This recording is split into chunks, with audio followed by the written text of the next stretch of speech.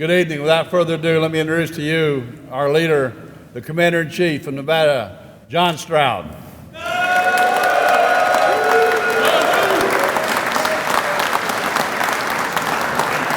Thank you so very much. Thank you. Please be seated. You're too kind. I would like to welcome everyone to our legislative reception. This has been an outstanding legislative conference for us. We got a lot of great work done today and yesterday on the Hill. I want to recognize senior military leadership that's here. Thank you so much for being here with us.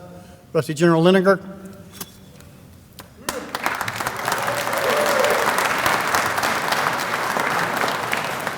We've got other folks from DOD here.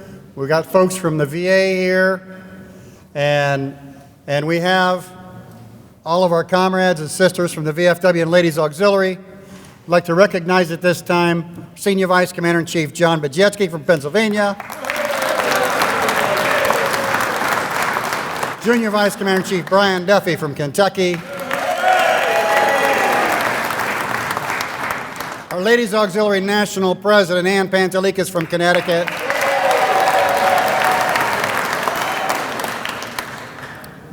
And now I would like to recognize the Secretary of Veterans Affairs, Bob Mcdonald.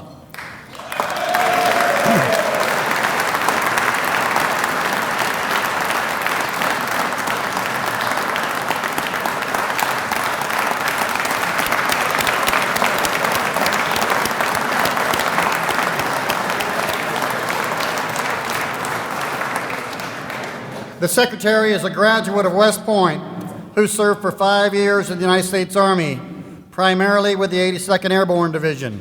Where are you? And who would go on to lead an $80 billion organization, little outfit you may have heard of, Procter and Gamble. On July 29th last year, the Senate unanimously confirmed his appointment to take control of a VA in crisis.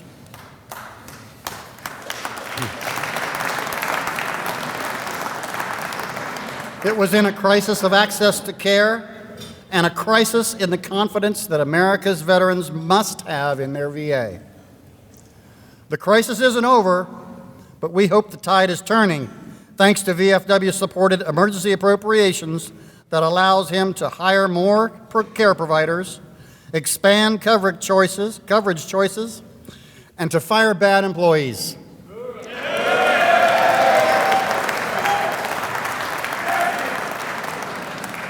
Comrades and sisters, guests, please join me and welcome the Secretary of Veterans Affairs, the Honorable Bob Mcdonald. Mr. Secretary.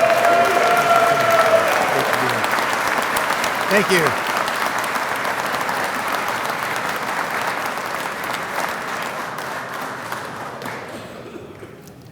When Commander Stroud said the tide was turning, I wonder if he knew about our greatest selling laundry detergent, Tide Detergent. And then when he started talking about moving some employees out of, I was wondering if he was talking about cleaning house.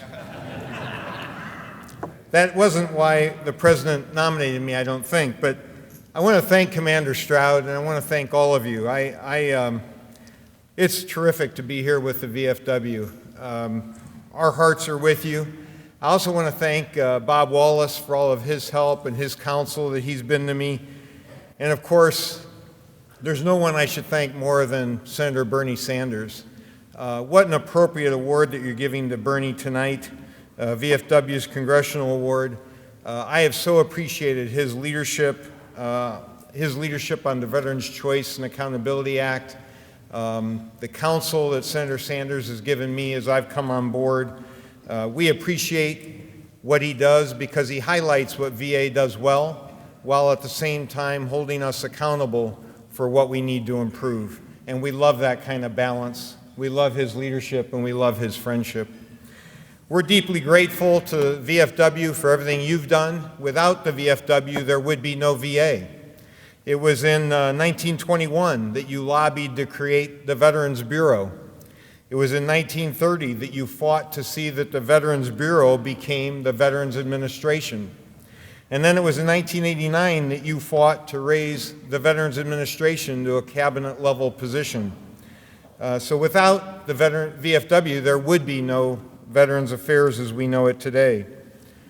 As Commander said, yes, we had our problems. We've had our problems, and we had our problems in 2014. But this is providing us in the VA the greatest opportunity in our lifetimes to improve. And we plan to take that opportunity and build a VA that you all can be proud of, that's more effective, more efficient, that gives you the care you deserve, and that is an even better steward of taxpayer money. As you know, we call this My VA because we want you to think of this VA as your VA, customized for you, knows you, provides for you in exactly the way you want to be provided for, goes to where you're at and embraces you, and does everything that you would expect of your most intimate organization. My VA involves 5 basic objectives. Number 1, put the veteran at the center of everything that we do. We should be able to explain every decision we make based on veteran outcomes. We don't want to measure anything. Thank you. We don't want to measure anything other than veteran outcomes, veteran satisfaction. We've asked for some help from some of my friends in the private sector. We've gotten a lot of commitments to help. Disney is helping us. There's a wonderful book called If Disney Ran Your Hospital. Anybody here had a bad experience at Disney? I didn't think so. So Bob Iger's helping, Howard Schultz at Starbucks is helping, Arnie Sorensen at Ritz-Carlton is helping. We're going to become the very best business, not just government agency, but the very best business according to our customers in the future. Number 2, we got to take care of employees. Employees have had a hard time going through this crisis. The vast number of employees are working very hard to care for veterans, but we need to take care of employees. We need to provide the training, the opportunity for advancement. We're working very hard with our union leaders and our other leaders to make sure that we take care of our employees, provide the training, the opportunity for advancement, and of course the hope that every employee wants to work for. Number 3, our internal services. We need to improve our internal services. We're working hard to do that. Number 4, we need to create a culture of continuous improvement. So we're training people in the organization on a technology that business has been using for years called Lean Six Sigma, which will help us improve our processes, help you get the veteran outcomes you want, and we will continually improve. Number 5, strategic partnerships. We've set up a new office of strategic partnerships. We brought somebody in from the private sector to help us with it. We have a lot of people in America that want to help us, and we're very close to signing some strategic agreements that will bring even more resources to bear to help veterans. I call it force multipliers, and those of you who served in the military know what I mean. My commitment to you moving forward is I'm going to continue to be by your side. I'm going to be with you all the way. I'm going to be listening to everything you tell me that we need to improve upon. I do answer my cell phone number. You all have the number. I want to hear from you. I want to know what we can do to improve. Since my confirmation, I've been to over 100 VA sites. Every time I go to a site, I listen to employees, I listen to stakeholders, I listen to VFW members. Been to regional offices, CBOCs, hospitals, polytrauma centers, and we're going to continue that movement to learn what we need to do to improve and make this the VA that you're the most proud of. I've also been to medical schools. In fact, Senator Sanders and I toured Vermont and New Hampshire. We went to medical schools to hire the doctors and nurses that we need to care for you. So I'm really excited about the path that we're on. We're on a path of continual improvement. We're putting you at the center of everything that we do. When we do something right, let us know. If we need to improve, let us know. And we're right by your side. We will make sure we make the improvements. It's a thrill to be here tonight to honor Senator Sanders and to be with your commander, John Stroud. Thank you very much.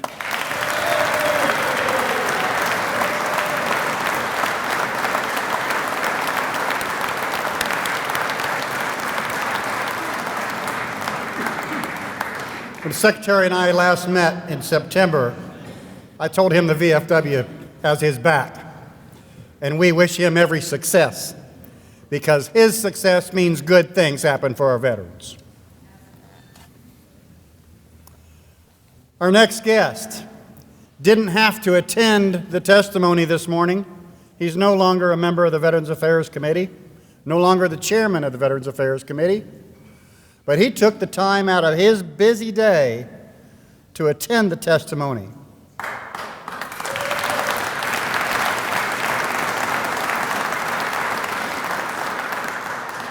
It is now my honor and privilege to introduce the recipient of this year's VFW Congressional Award. From the Green Mountain State of Vermont, the Honorable Bernie Sanders. The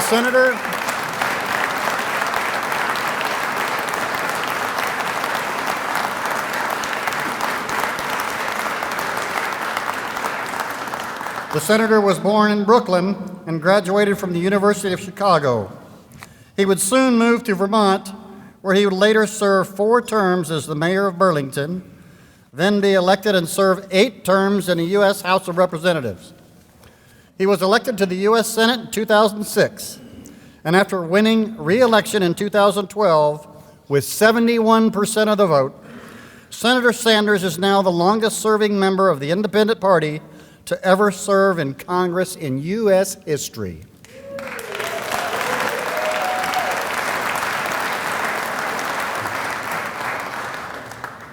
After 8 years on the Senate Veterans Affairs Committee, 2 of them as chairman, it is no understatement to say that Senator Sanders has truly taken care of wounded, ill, and injured veterans and their surviving family members.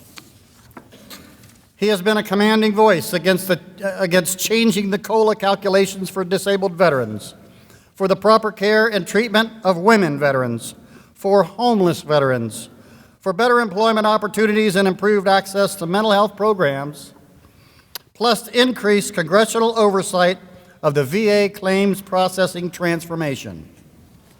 When the VA imploded last year, he was the lead negotiator for the Veterans Access, Choice, and Accountability Act, which the President signed into law last summer. The VA still has an uphill climb to fix what's broken, to hold employees appropriately accountable, and to restore the faith of veterans in their VA. But veterans everywhere should be proud and comforted to know that this member of Congress has their back.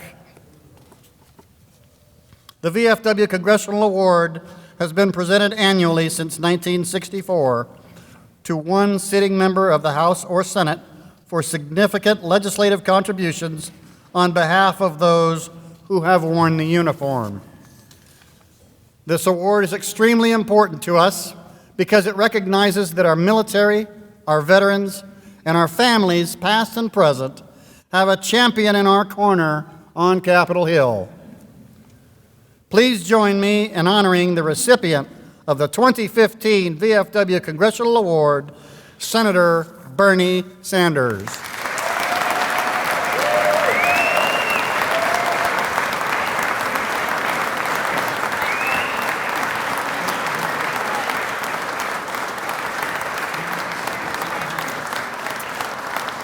The 2015 VFW Congressional Award and Citation awarded to the Honorable Bernie Sanders, United States Senate, Vermont, in recognition and grateful appreciation to a veterans champion in Congress and as the chairman of the Senate Veterans Affairs Committee, helped to ensure that America kept her promise to deliver timely and quality VA health care and benefits to its 22 million veterans and their families and survivors, and witness whereof unto we have set our hand and sealed the official seal of the Veterans of Foreign Wars of the United States this 4th day of March 2015, approved by the National Council of Administration, signed by Commander-in-Chief John Stroud, attested to by Adjutant General John Hamilton.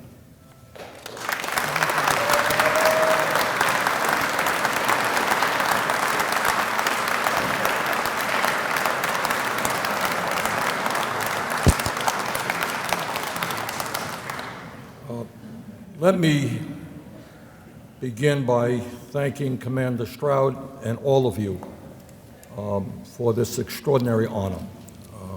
This award means an enormous amount to me, and I thank you very much for it. You know, when we think about human life, what life is about, and we think about sacrifices that people make, I think at the end of the day, it is hard to imagine anything more significant, anything more important, anything more courageous than when a man or a woman is prepared to put his or her life on the line and sometimes lose his or her life to defend our nation and other people. So I just want to thank the VFW as a great organization representing veterans, and to thank all of you individually for what you have done for our country. And when we talk about the role of the government which makes, the Congress which makes those very important decisions on a given day, saying we are going to send young men and women off to war knowing that some of them are never going to come home, and some of them are going to come home wounded in body or wounded in spirit, that we in the Congress have an awesome, unwavering responsibility to say that if we send you off to war, we and the people of the United States of America have the moral responsibility to say that when you come home, we're going to do everything that we can to make sure that your life is as good as it can be.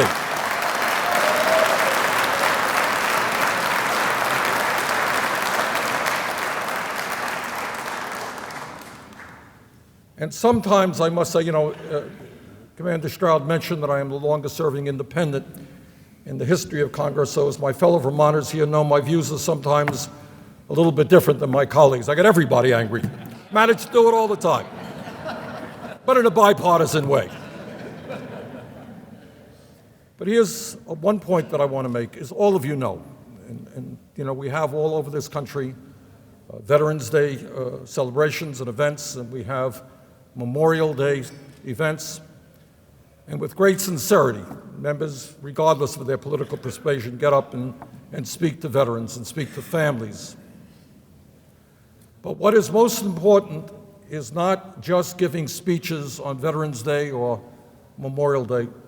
What is more important is remembering what happens to that veteran 50, 60 years after he or she comes back from war.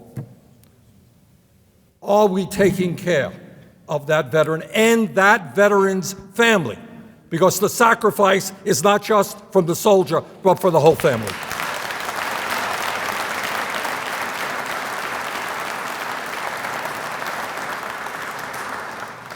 Vermont is a small state, but we have a long and outstanding military history from the Revolutionary War through Iraq. And I just want to thank Brenda and all of my fellow Vermonters who are here from the VFW, who do an outstanding job and have helped me very much in understanding the needs of the veterans. Thank you very much.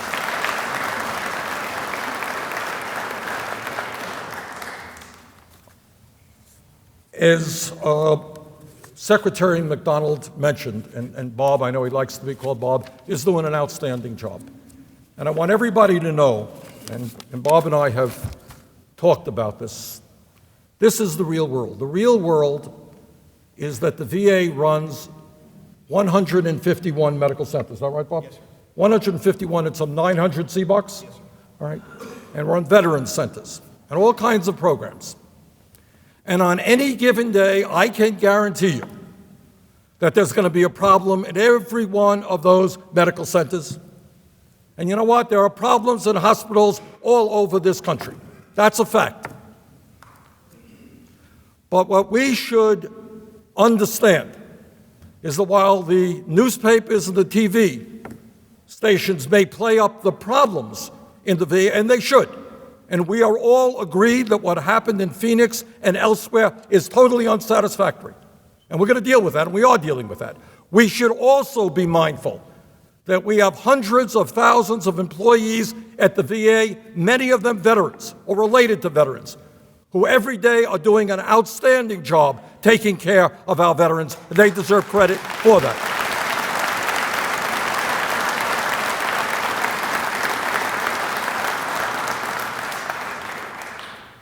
Point is, the VA is not perfect. but American healthcare system is not perfect either, nor is healthcare any place in the world. And our job is not just to beat up on the VA, but to give them the resources so that they can provide quality, timely care to every veteran in this country.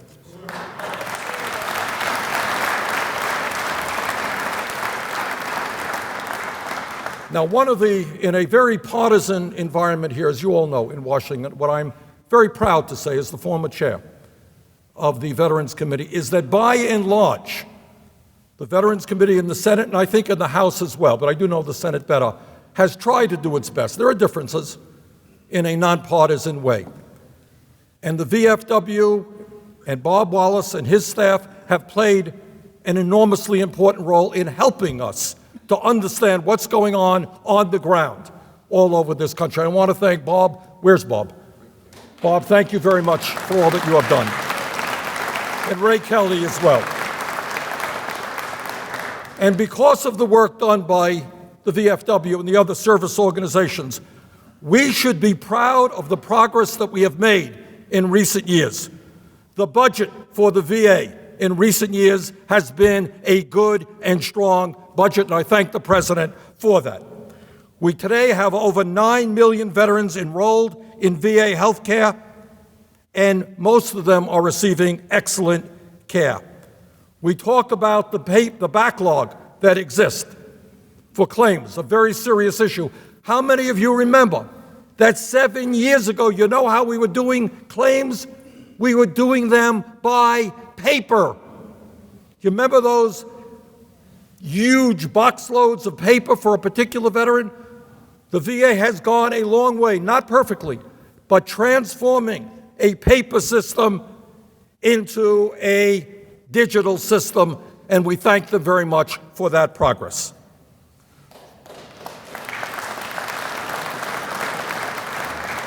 Today, as a result of the VFW pushing us and bipartisan agreement, more than 3/4 of the VA budget is now advanced appropriations, protecting it from the embarrassment, I must say, of threatened government shutdowns. What we experienced in the last shutdown, which made me very nervous, made you very nervous, is that veterans were 2 weeks away from not getting their benefits, which would have been absolutely abysmal. So what we have done now is make sure there is advanced appropriations. Hopefully the government doesn't get shut down again, but even so, we have protected veterans. I'm proud to say that under former Secretary Eric Shinseki and Bob Mcdonald, we have made real progress in dealing with the embarrassment of veterans' homelessness. We have a long way to go, but we're making progress there. And last but not least, in terms of our accomplishments, as a result of work done in Congress, post-9/11 veterans are now getting a very strong GI educational benefit.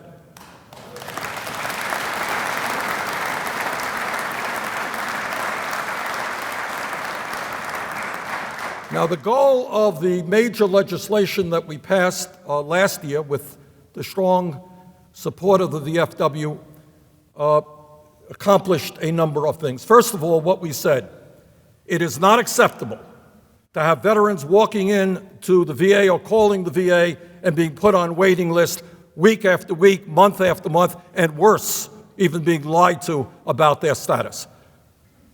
What we did is put $10 billion to making sure that veterans all over this country will get timely health care. If the VA can't take care of them, they'll be seen out in the private sector or someplace else, but veterans will get timely health care.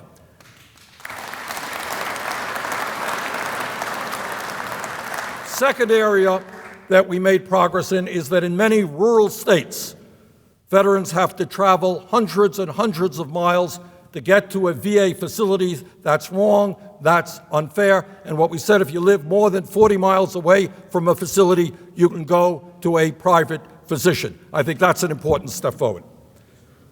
Thirdly, what we also did in that bill is something that I was very, very proud of. We talked to the Gold Star wives. And what they had told us is that they could not gain, despite the loss of their husbands, gain the educational benefits that the GI Bill, post 9/11 GI Bill provided. We took care of that in this legislation. And those wives are now getting the education that they are entitled to.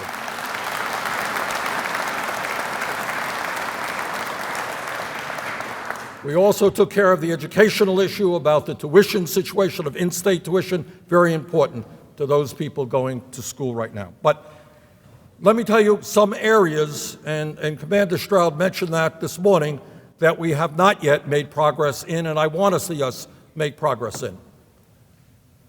Several years ago, Congress did the right thing by saying to the post-9/11 veterans, disabled veterans, that caregivers, their caregivers, wives, sisters, brothers, whoever, would be able to get some help. Being a caregiver is not an easy job. You're on that job 24 hours a day, 7 days a week. You need support. And what we did is we said to the post-9/11 generation, we'll give you that support. Commander Stroud this morning made the point that that support should go to veterans of every generation, and I strongly agree with him.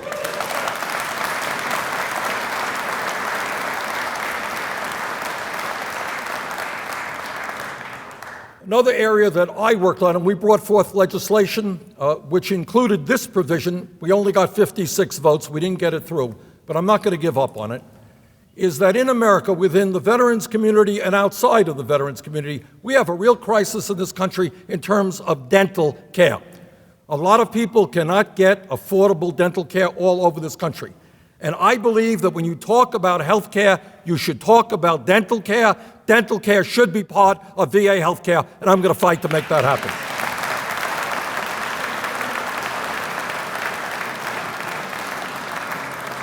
All right, let me conclude just by saying this. The country faces financial problems. You all know that. We have a large deficit and a very large national debt. And I know that I speak for the American people. And we just have to make sure that we speak for the people here in Washington, Congress. That I speak for the American people who say that we are not going to balance the budget on the backs of veterans and people who have put their lives on the line to defend our country.